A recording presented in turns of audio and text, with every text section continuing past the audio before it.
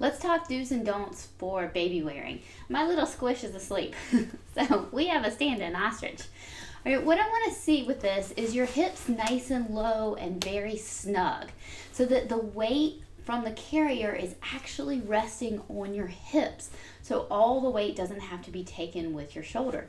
So if the bottom strap is too high or too loose, then it won't accept the weight like you need it to balance.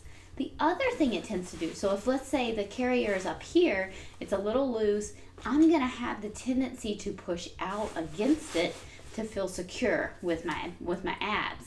And the problem is if you push your abs out against the carrier to make it feel a little more stable, you're also going to be putting pressure down on your pelvic floor and creating a pelvic floor issue. So if you notice you tend to leak or have more pelvic floor issues when you're wearing the baby carrier or after, that could be one of the issues. And this is especially important for women with prolapse, okay? Especially because baby wearing can be very, very hard on prolapse, and we want your prolapse to heal. We don't want to keep making it worse. So this is just something to be very mindful of. So bottom of the baby carrier, very low and very snug so that it's holding onto your hips, and that is where the weight of the carrier is going. Okay, the other thing I want to see is the mid-back strap is fairly tight so that it's holding your shoulders in place so that they're not getting pulled forward excessively, causing a whole lot of rounding. So if the back strap is not tight enough, it'll really pull your shoulders forward.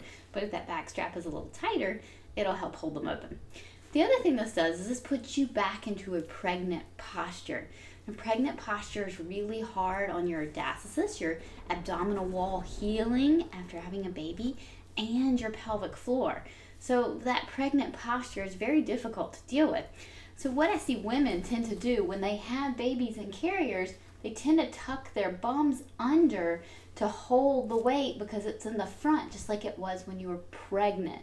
So that's what we don't want to do. I want to see you, you're not going to like excessively stick your bottom out here, okay? We're not making a rap video, all right? So just a normal back lumbar curve, not excessively stuck out, not tucked under. Okay, so take a little selfie of you in the mirror, and if your bottom looks like it's forward, then you know you're tucking your bum under. The other thing that happens when you're trying to handle pregnant posture is you tend to say, oh, I've got all this weight in the front, so I need to counterbalance it by leaning back. Because you know what?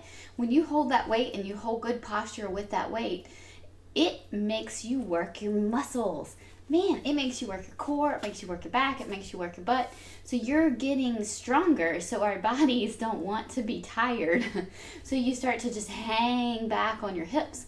So the other thing I want you to look at when you take that selfie in the mirror is, does your upper back area stick back further than your bum? So if you were to back up to a wall, what would hit first, your upper back or your bum?